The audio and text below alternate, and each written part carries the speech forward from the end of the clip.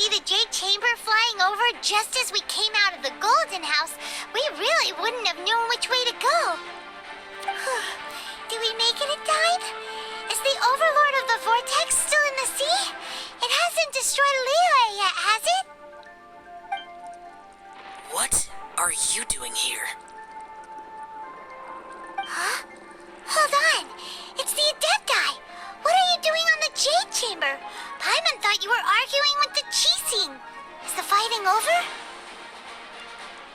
Faced with a calamity of such magnitude, we have agreed to put our differences aside for now and unite against this common enemy.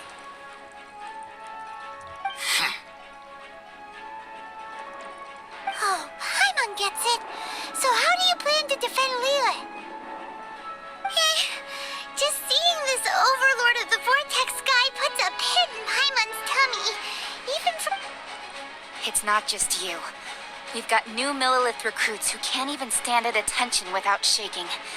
The force of an ancient god's presence seems to be too much for ordinary people to handle. Which is why we must stop that monster before it gets any closer to Liyue Harbor. So the Archon War was fought 2,000 years ago against enemies like that thing?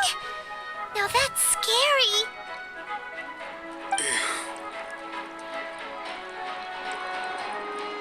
So will the power of the Qixing, Millilith, and Adepti gathered here be enough to stop that god?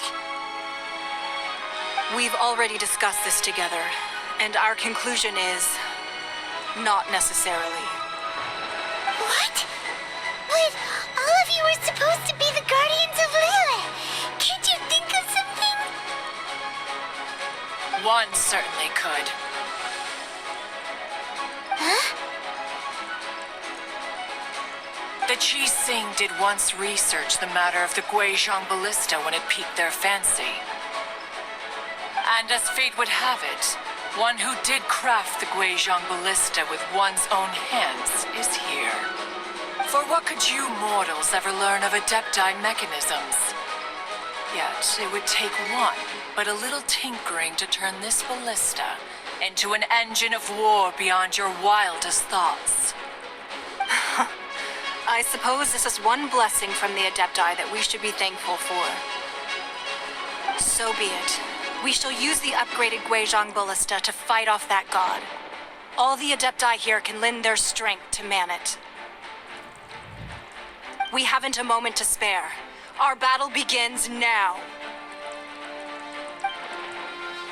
Yep.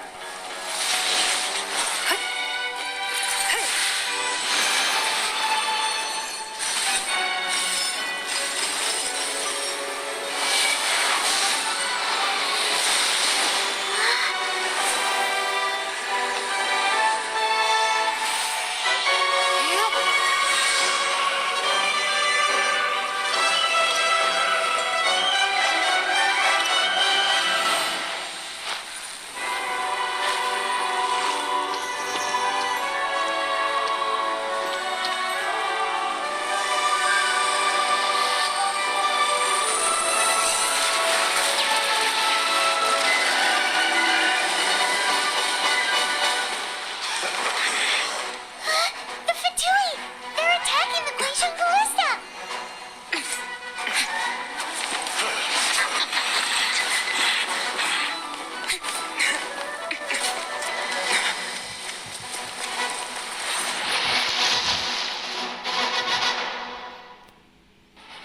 The three Adepti are manning the Guizhong Ballista.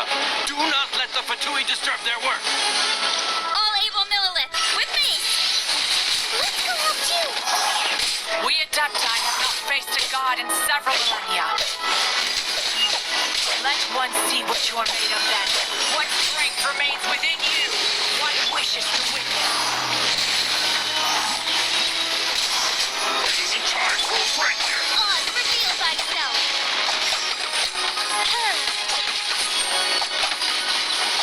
This should be fun. We can't run. No slacking. With the wind. Don't be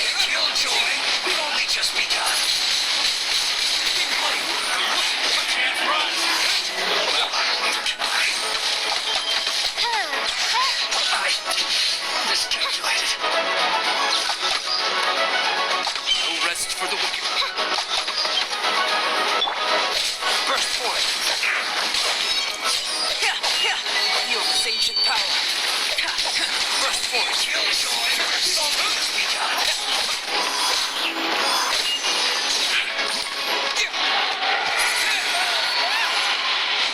That is Osial's divine power.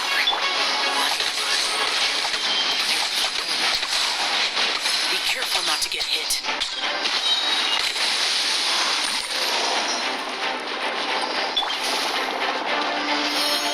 Oh, Protector! The Fatui! Their attacks are unrelenting! How dare they? Snatch Knives diplomats will answer for this afterward. Every last one.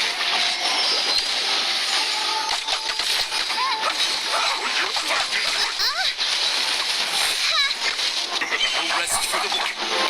Live! The ancient gods attacking again! There are so many Fatui too! We can't look!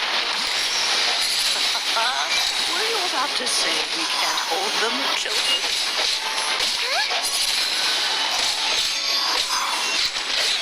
Don't lose heart. Here, take this. This is adeptal energy! That light from your body, it's like the tiny giant current! Wow! It's a matter pink shockwave! This grid is really strong!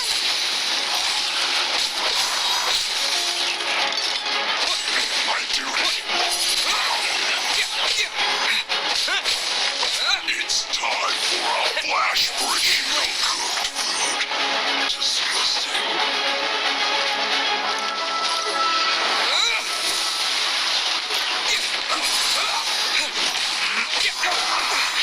I guess this is it. This isn't good. With the blood of the Chilean, I guard you against evil. Cast your fear of injury by the wayside and fight with all your might. I too did this during the Archon War. So this is what Gunya's like in a fight! My name means swiftness. Take my power and run as I do. We're going too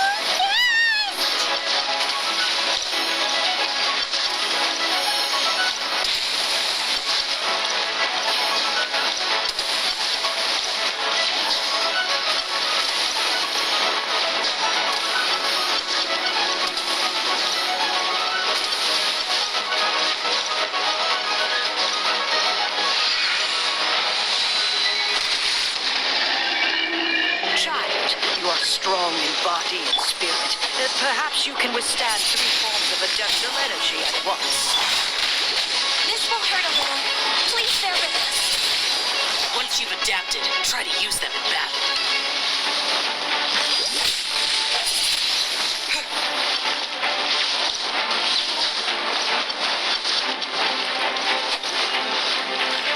The wind!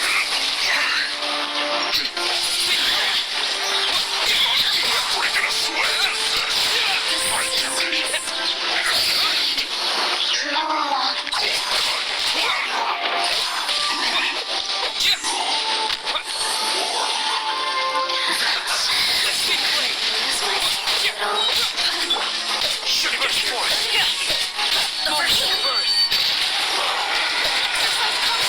I fear that the god's power has reached its peak. In other words, we both fear there's nothing worse to come, right?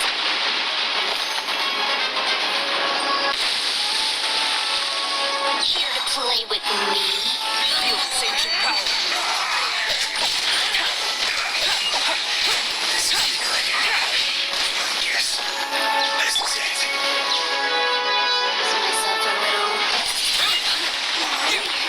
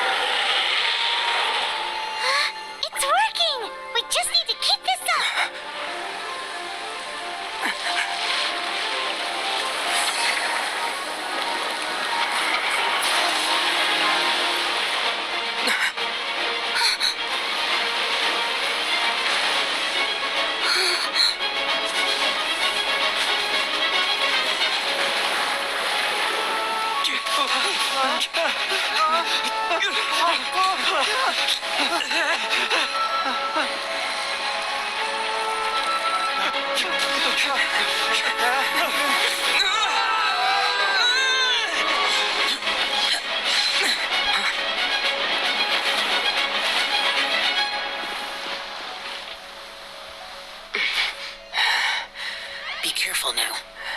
The Guizhong Ballista is destroyed. Without its covering fire, retaliation shall be difficult. But the Jade Chamber is our last line of defense. We can't give another inch, no matter what. I have another idea. What do you mean, Lady Ningguang? I'll sacrifice the Jade Chamber. What is the meaning of this? I understand.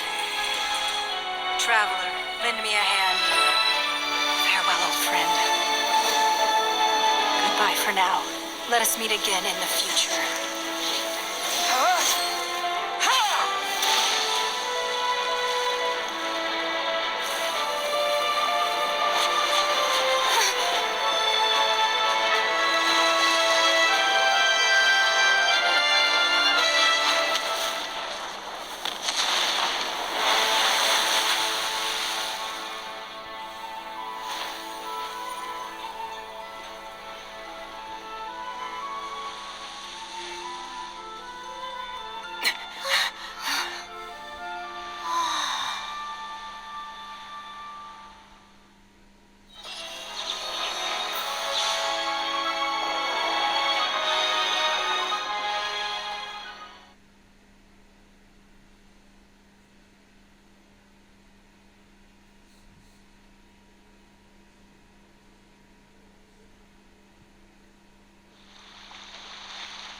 Is it finally over? The ominous aura of that monster has indeed begun to fade. The effects of the Sigil of Permission last but a short time. It will be some time before the Overlord of the Vortex can make any waves again. We are indebted to you for your assistance. If the Adepti hadn't happened to be here, the future of Liyue Harbor would surely have been in great jeopardy. Save your flattery. We didn't just happen to be here. Surely you won't pretend to have forgotten the reason for which we came. Come now. There's no need for such harsh words, Cloud Retainer. I've heard that when Ningguang began learning to do business, she had already started setting aside part of her then limited income in preparation for building the Jade Chamber. At first, it was only the size of a small room, but with continued expansion, it has become the palace that lies before you now. It is a testament to Ningguang's entire life, both as a businesswoman and as the backbone of the Liyue Qixing. Seeing the Jade Chamber destroyed in the defense of Liyue means much to her. To me, such cooperation and sacrifice deserves at least some recognition, don't you agree? Well, I was really hoping you would say that such sacrifice could at least be used as some leverage in our negotiations.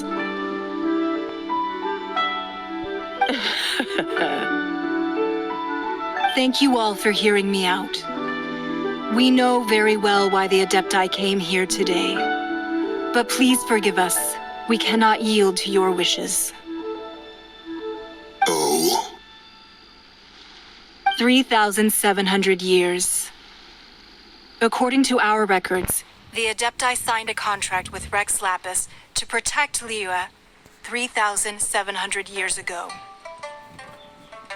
Even to this very day, Liyue and its lands have stood the test of time, immovable as stone, just as it was thousands of years before.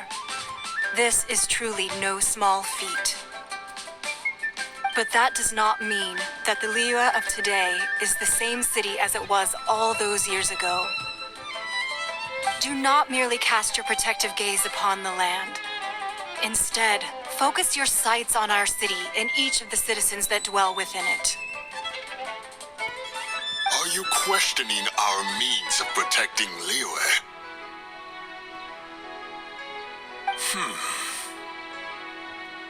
I mean no offense. I simply hope that our adepti forebears would see Liyue in a new light.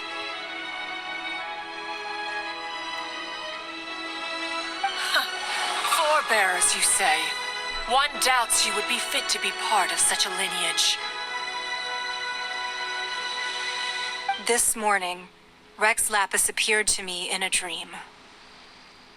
What? In the dream, I yearned to tell him that we Qixing, though mortal, are equally bound to the contract. Each passing generation of the Qixing leaves many things of value to be inherited by the next generation.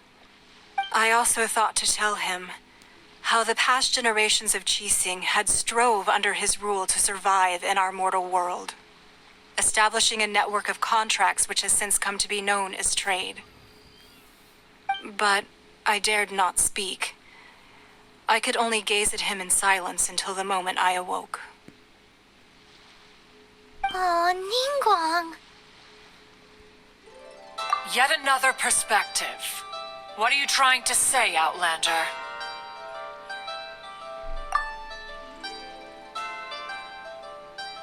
Right.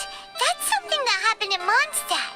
It's a story about the four winds and the people of the Animal Archon. The Animal Archon sought to quell the strife between the two sides because he believed that such conflict would only scar the hearts of both and that nothing good would come of it. Each of the 7 nations has its own scars from the past. Though your point is the very height of simplicity. As adepti, we've become a laughingstock, to be chastised thus by an outlander who has lent us such succor. All right, all right. Didn't Ningguang suggest that we should focus on the city and each of its citizens? I know I already have, so why not see for yourselves? I apologize for appearing in full armor. I am afraid I cannot show the proper courtesies.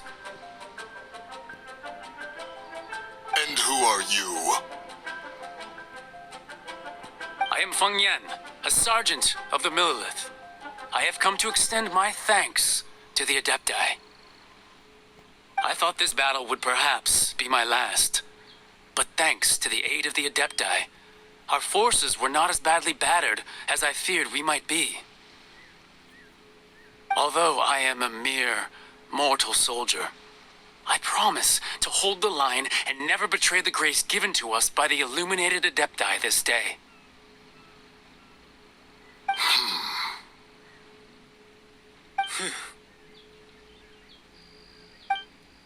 Huh? Why does everyone look so down? Didn't we just beat that big monster? Weren't you frightened, dear? It was quite the predicament. I wasn't afraid.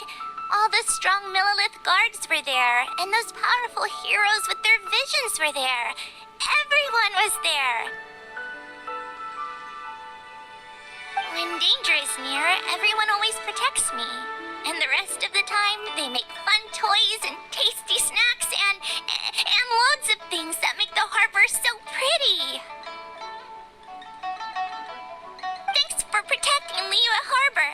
Please come visit us for the next lantern rite.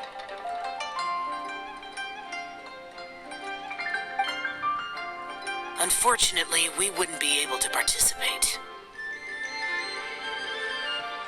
Huh? Because we are adepti.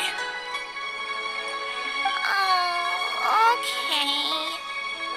It must be hard being an Adeptus. Oh. You see, this is what Liyue is like today. The country of contracts is grateful to the adepti for their protection, But it is no longer necessary for the city to rely on the adepti's power to solve every little niggling matter. Although their blood is weak, there is still strength to be found in those we call mortals. The time of contracts between gods and Liyue has long since passed. Now is the time of contracts between Liyue and its people. Seeing the port around us now, it is hard not to feel a bit out of place. Wouldn't you say so, Cloud Retainer? Your line of inquiry is askew. One did not spearhead this expedition to Liyue Harbor.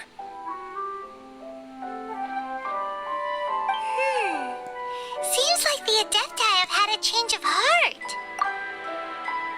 Let us return now. Eager to leave, Conqueror of Demons.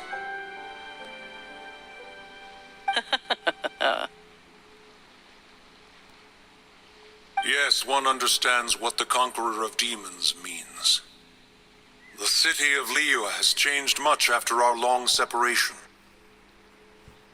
One fears that by the time one finally grasps the new contracts of Liyue, you humans would have once again changed the place beyond recognition. Fair enough. Away we shall, and return whence we came.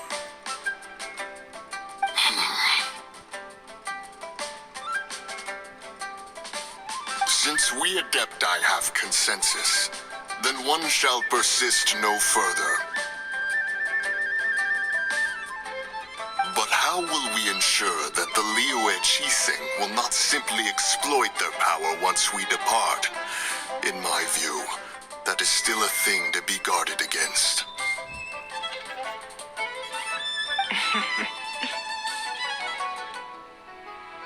All right, Mooncarver, you needn't worry. It seems to me that this right of supervision is best left to the people of Liyue. Looks like the conflict between humans and adepti was avoided. All's well that ends well, huh? Oh, right! It's nice that we've got peace and all, but we're forgetting one thing. Childe wanted to unleash the god so he could lure Rex Lapis out. But we were able to handle the overlord of the Vortex on our own, so Rex Lapis never showed up. Oh, and speaking of that, don't we still need to get to the bottom of that Archon's death, too?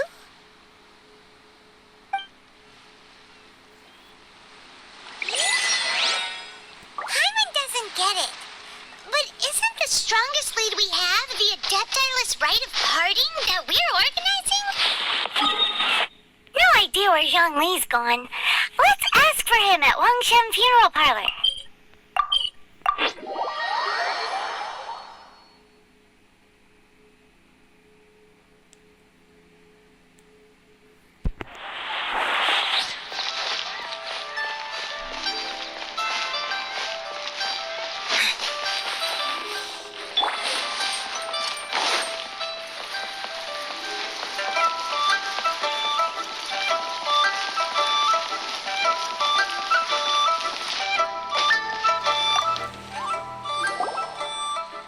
Is there anything I can do for you two?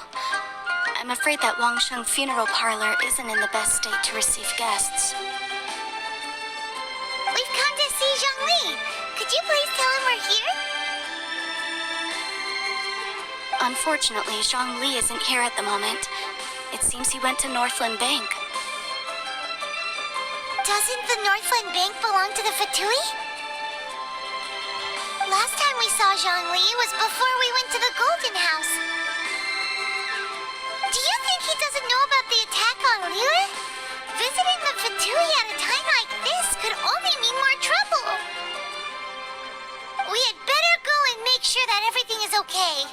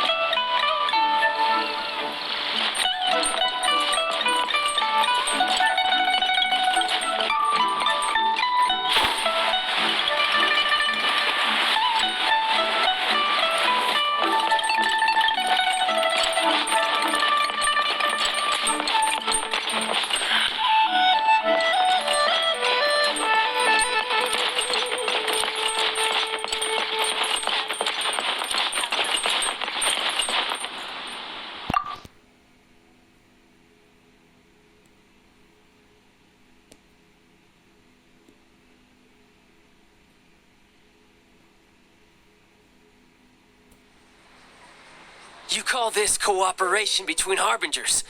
Cooperation involves communication, you know. Don't take it to heart, child. Besides, aren't you happy that you got to skip the formalities and bring chaos to the land? I'm sure you must have enjoyed that. Oh, it seems that some of your friends have arrived. Hey, it's Zhongli and Childe. And you're also one of the Harbingers? It's you two. I believe we've met once before. In the city of Bards, was it? I'm glad you still remember my name. Ah, right. I imagine that it must have been rather hard to forget watching helplessly as something precious was snatched away from your friend. No, don't let her get to you. You've yet to gather the powers of all 7 elements, and our last battle at the Golden House was almost more than you could handle. So it might be best to keep things peaceful this time, seeing that 2 of the Harbingers are here. Well, if it isn't you two. This is our first time seeing each other since Liyue was nearly wiped off the map. This is certainly a bit awkward, wouldn't you say? Paimon knew that we should never have trusted a Fatui Harbinger. Oh, now don't say that. Sure, I may have misled you, but I never had anything against you personally.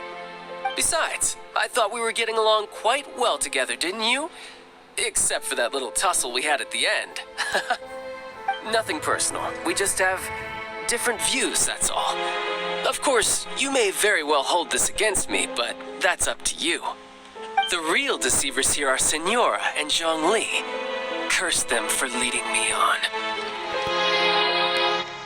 So actually, I think... Stop wasting time, child.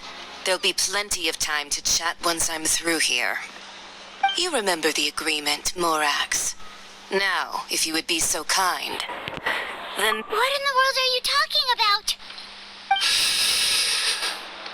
The contract is fulfilled. That which thou seeketh is now bestowed unto thee. For my promise is solid as stone.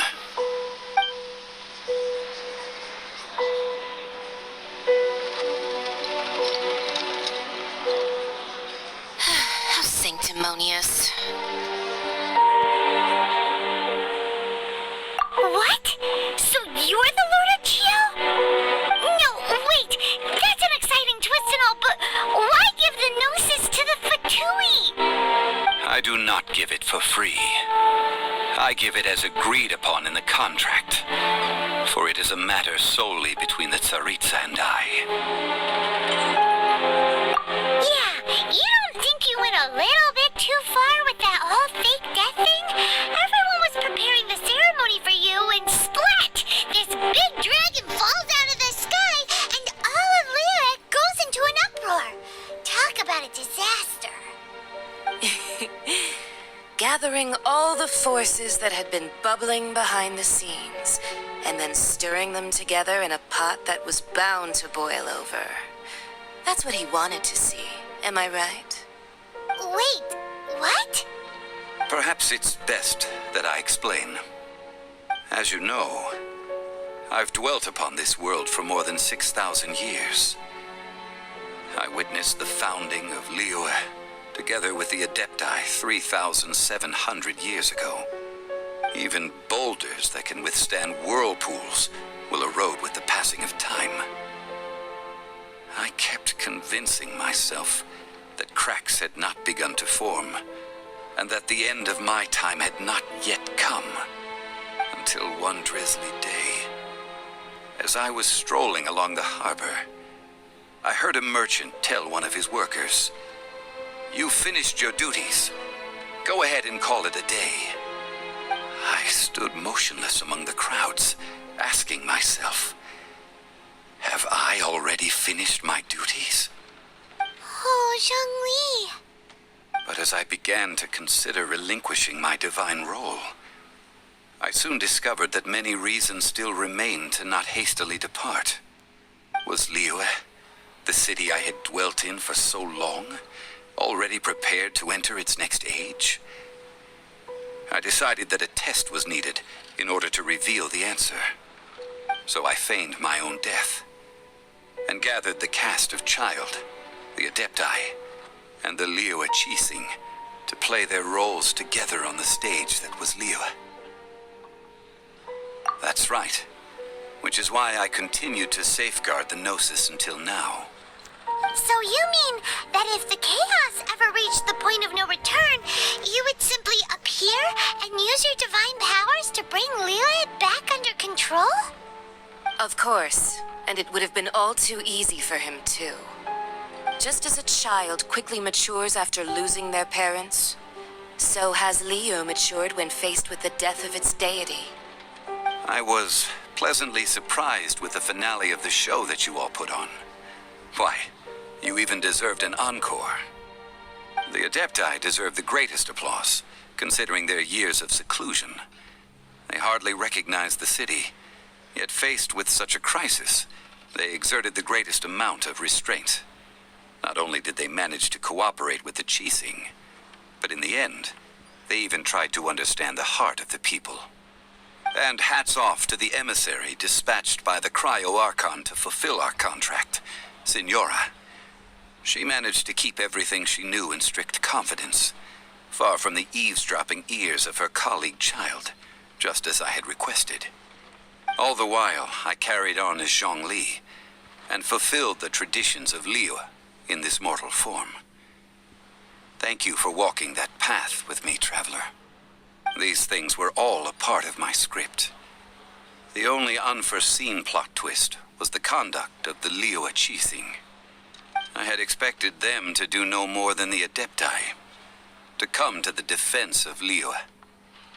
But when all was said and done, they seized the opportunity to supplant Liyue's divine protectors, and used the subsequent power vacuum left by my death to quickly gain complete control of Liyue.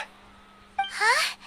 That doesn't sound good at all. On the contrary, I think it is excellent. I had always feared that it was too soon for them to take over from me. And it was also that which I longed for the most. As such, this is the best parting gift anyone could have given this god of old. Hey, what about me? Doesn't anyone feel the least bit of remorse for deceiving me? You've practically kept me in the dark. I think that thanks would be more appropriate. You certainly played no small part in all of this, wreaking havoc and turning the city upside down. The Lord of Geo ought to thank you for your performance, if anything. If you hadn't created the pressure of a battle between mortals, adepti, and a god, the lump of coal resting in the hands of the Geo Archon, Liyue, would never have been able to become a dazzling diamond of a city. Huh? Just whose side are you on, mocking me like that? Are you itching for a fight? Be that as it may, you've come out of this as the hero of Liyue. I, on the other hand, will be forever prescribed as a disturber of the peace, no? Well then, with the Gnosis in my possession, I have no use for such idle chatter. We should return to Zapolyarny Palace and seek an audience with Her Majesty, the Tsaritsa. Come, child. Fine. I'll meet you there later. I'm not sharing a boat with the likes of you. Do as you wish.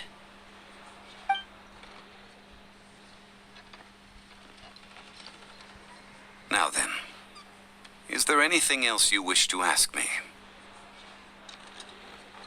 Right!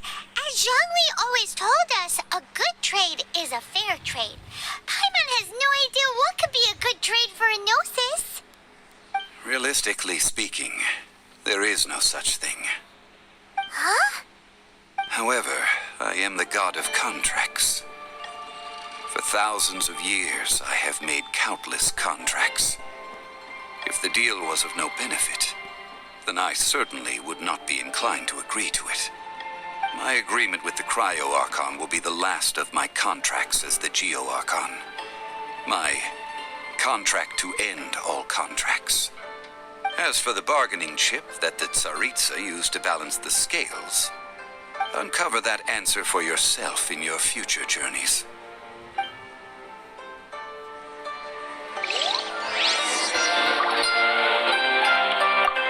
Paimon can't absorb so much So, Zhongli, what sort of... One of the clauses of our contract was not to divulge any of its contents.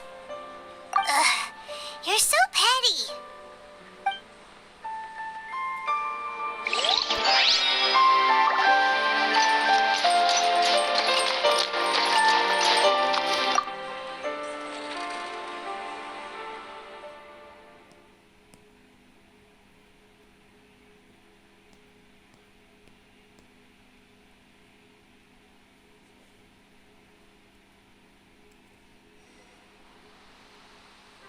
Today's the day of the rite of parting. Although the star of the show is fake, we spent so much time trying to organize it, it would be a real shame not to go there now.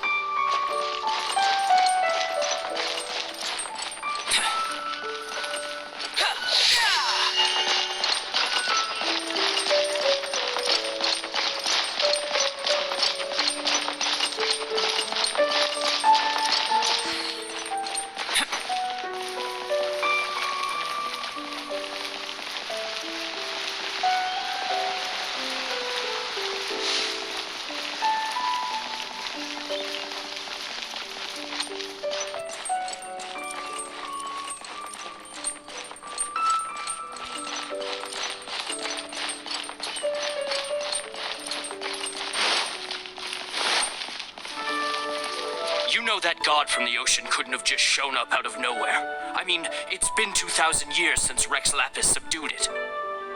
Yes, and to think that this happened right on the heels of the incident with Rex Lapis, too.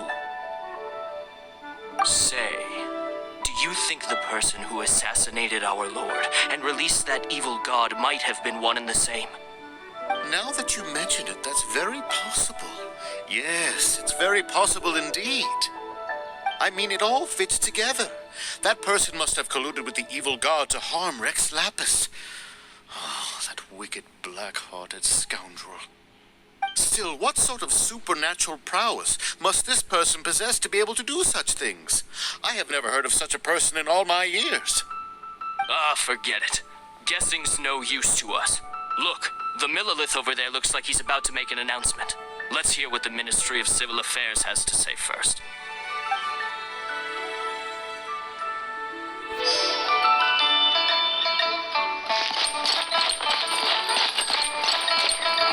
Well, since we're going through with this rite of parting, I guess it means that those rumors hit the nail on the head.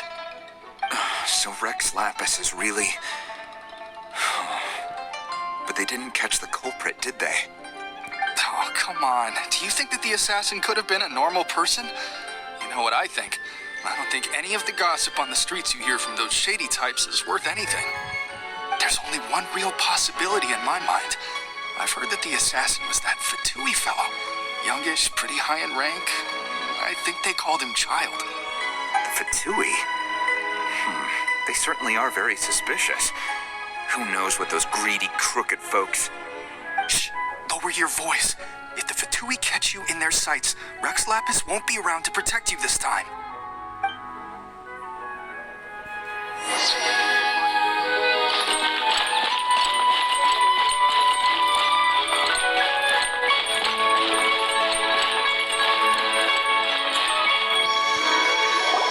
Hear ye all, the Qixing's words. Though a dragon soars ageless as the mountains, it too must return to dust. This is common knowledge. Gods and adepti live glorious lives, but both light and shadow have their season. So too must they face divinely appointed trials. Rumors and hearsay abound on the streets that Rex Lapis was murdered. Now, let the truth be revealed. Having been thwarted in his trial, Rex Lapis's soul has recouped the celestial heights. He beseeches the people of Liyue to grieve not, and to let not their hearts be saddened. Nor are they to believe street-born rumors, or indulge in baseless speculation.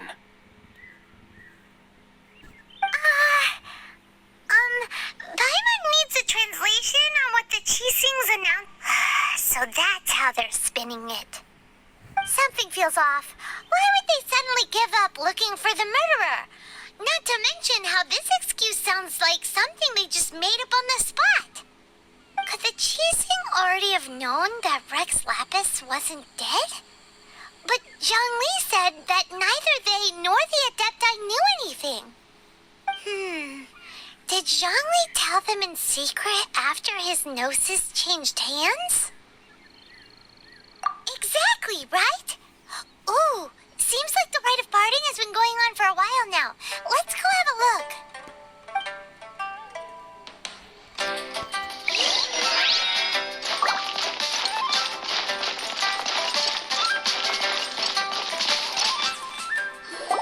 Look, it's Ningguang and Qixing. Are they saying something? Are their speeches over? As said previously, Rex Lapis' soul returning to the heavens is the end of the contract. And it is also the end of an era. 3,700 years of contracts burnt and reduced to ash. We, the people of Liyue, were indeed prosperous. But blinded by our prosperity, we forgot that time can be pitiless. The long, unending dream of our Archon walking among us. Now that we have awoken from our dream, we must learn to say farewell. Will you stand with us as we re-establish our contracts? As we build a new age of prosperity? So concludes the words of Her Eminence the Tianquan. Does Her Eminence the Yuheng have anything to add? Huh? Is she looking this way? Traveler. Yikes! She really is looking our way! Is that the traveler who they say defeated the ancient god? So young. The Liyue Qixing always repay their debts. And as you have heard, our eyes see far and our reach is long. Name your price. You deserve that much. Whoa!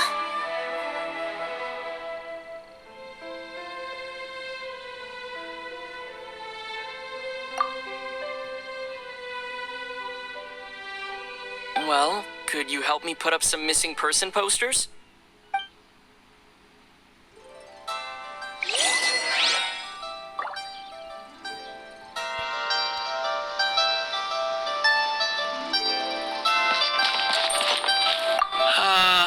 Rex Lapis. Rex Lapis. Now that I think about it, if everyone's of the same mind as me, perhaps mementos for Rex Lapis might be the best short-term business opportunity.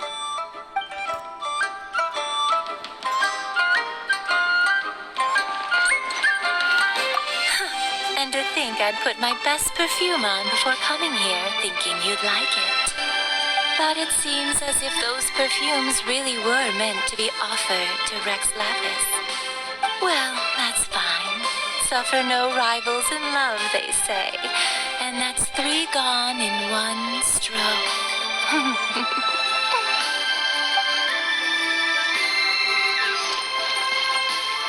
As for the mortals and adepti of Liyue, what shape shall our relationship take from now on?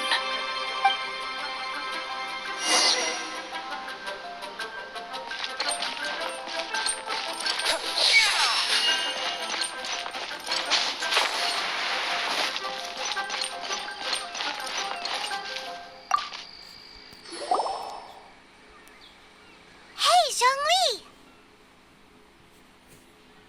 Look at this. Everyone in Liyue is caught up in their emotions, thinking that they'll never see Rex Lapis again. And here you are looking all relaxed. Why would I not feel more at ease after laying down the burden I have borne for 3,700 years? Right. If the two of you can spare the time, I should treat you to a meal at the Xinyue kiosk. Ha! That sounds like big talk, Zhongli. Paimon might have believed you if you were treating us to some third-round knockout, but you'd have to pay out your nose just to stand inside Xinyue kiosk. Are you sure you can afford it? You're right. I do like the Mora. As the Rex Lapis Morax, I can easily create Mora. But since I have chosen to walk this earth as the mortal Zhongli, I should abide by the same rules that mortals do. When I was journeying with you, though I still had the Gnosis in hand, I knew that I must soon retire from my role as an Archon, so I had to rehearse a little for my new life. Oh, no wonder. Paimon gets it now. You didn't look at the price tags when we were spending because you've never had to. But since you weren't used to not being able to just make more Mora as and when you wanted to, you had to try becoming a parasite to society who lives off of other people's credit. Well, we were only spending Fatui money. You don't have to say it like that. In the City of Commerce, we do not merely exchange money or goods. We also exchange knowledge, memories, and foresight, as well as positions, roles, and lives. The Archon Morax could never experience life as the true mortal Zhongli could, no matter how many times he descended to be with his people. I must thank you for that. I will treasure the memories that I made as Zhongli, traveling the streets of Liyue with you. That is true. But there is no journey that does not end. No meetings without partings. Paimon thinks that we should make a move and continue our search for the Seven. I fear that continuing your journey may be difficult. The nation that neighbors Liyue by sea, Inazuma, is presently closed. The Electro-Archon Ball. And just as the people of Liyue preferred to call me Rex Lapis, she too goes by another name among locals in Inazuma. Paimon thinks we've heard that one before. Raiden? That is the case. And since Raiden is also the Shogun of the Inazuma Bakufu, people call her the Raiden Shogun. That said, though people at the wharf were saying that the situation in Inazuma is very tense, Paimon doesn't remember that always being the case. It wasn't that bad last year. Zhongli, since you're Rex Lapis, shouldn't you know something about what's happening there? Just how did Inazuma become a closed nation? It's because of visions. Visions? When faced with circumstances beyond their control, humans often bemoan their lack of power. But if a person shows true strength of will at a desperate and fateful moment in their life, the gods will look upon them with favor.